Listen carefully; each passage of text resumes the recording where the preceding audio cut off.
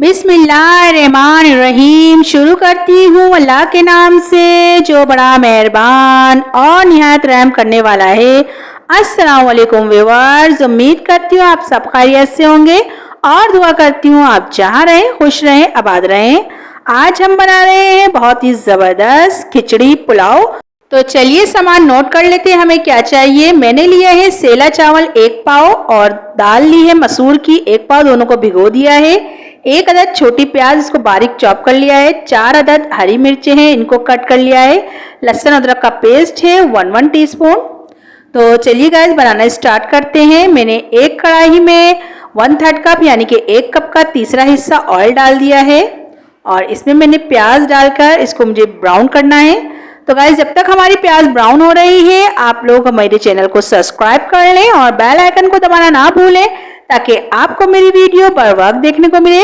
और गाइस अगर आपको मेरी वीडियो अच्छी लगती है इसे लाइक करें, शेयर करें और कमेंट्स में मुझे ज़रूर बताया करें कि आपको मेरी वीडियो, मेरी रेसिपी कैसी लगती है ताकि मेरी भी हौसला अफजाई हो और मैं आपके लिए बहुत अच्छी रेसिपी लेके आ सकूँ।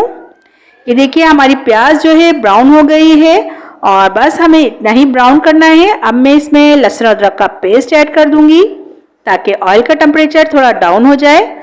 और इसी के साथ जो है मैं हरी मिर्ची जो कट करके रखी है वो भी ऐड कर दूंगी और थोड़ी सी देर तकरीबन 2 से 3 मिनट हमें इसको फ्राई करना है, लहसुन अदरक और हरी मिर्चों को, ताकि इनका फ्लेवर अच्छे से आ जाए। और ये देखिए हमारा जो है लहसुन अदरक अच्छे से फ्राई हो चुका है और हरी मिर्चें भी। अब इसी के साथ जो है मैं इसमें पानी ऐड कर दूंगी, तकरीबन 1 से 1.5 गिलास मैं इसमें पानी ऐड करूंगी। आपके चावल पर डिपेंड करता है कि वो कितना पानी लेंगे, क्योंकि मैंने जो है सेला चावल से ये बनाया था तो आप लोग किसी भी चावल से बना सकते हैं। और नमक और मिर्च अपने टेस्ट के हिसाब से आप कम या ज़्यादा भी कर सकते हैं। ये देखिए मैंने पानी ऐड कर दिया है। अब मैं इस पर कवर लगा दूंगी 2 मिनट के लिए, जब तक इस पर बॉयल नहीं आ जाता। हमें जब तक जो है वेट करना है। और नमक भी मैं इसी में ऐड कर दूंगी और आप नमक भी अपने टेस्ट के हिसाब से कम या ज़्यादा कर सकते हैं। तो गाइज़ ये देखिए मैं हमारी जो है पानी में बॉयल आने शुरू हो गया है और बहुत ही अच्छी खुशबू आ रही थी इस टाइम पर इसमें से। अब मैं जो है जो मैंने चावल भिगो के रखे थे 1 घंटे पहले ही वो ऐड कर दूंगी। ये देखिए गाइज़ मैंने जो दाल और चावल भिगोए हुए थे वो मैंने ऐड कर दिए हैं। गाइज़ ये बहुत ही ज़बरदस्त बनता है खिचड़ी पुलाव, आप लोग इसको ज़रूर बनाइएगा और मुझे बताइएगा कि आपको मेरी ये रेसिपी कैसी लगी।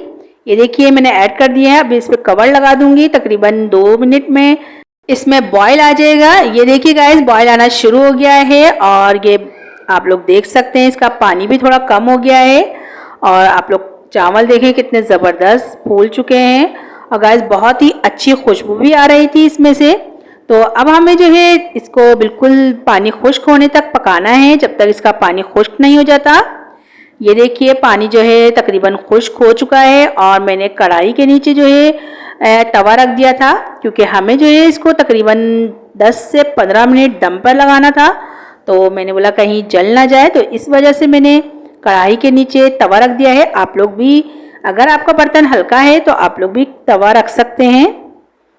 ये देखिए मैंने इसको अच्छे से मिला लिया है और चावल बहुत अच्छे जो है फूल चुके हैं।